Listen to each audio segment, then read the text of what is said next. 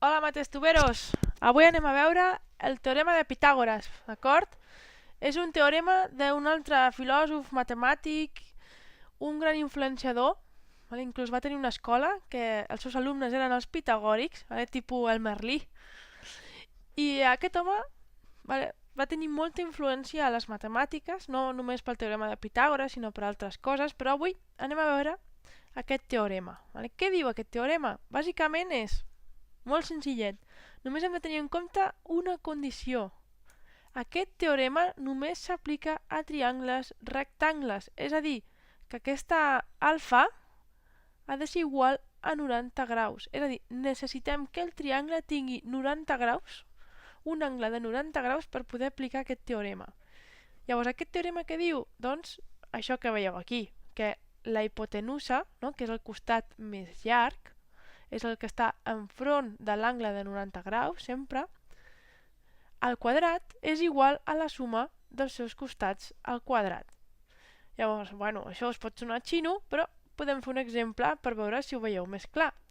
Imagineu que la B val 3 centímetres i la A 4 centímetres. La A 4 centímetres. Quan valdrà la hipotenusa? No? Quan valdrà la h? Quin serà el seu valor? Doncs hem d'utilitzar directament la fórmula. H serà igual, h al quadrat serà igual a 4 al quadrat més 3 al quadrat, és a dir, la suma dels seus costats al quadrat. 4 al quadrat quan és? 16. 3 al quadrat? 9. Així que h al quadrat és igual a 16 més 9, que és 25. Així doncs la h serà igual a, per treure aquest quadrat, no? Hem de fer la inversa del quadrat, que és l'arrel.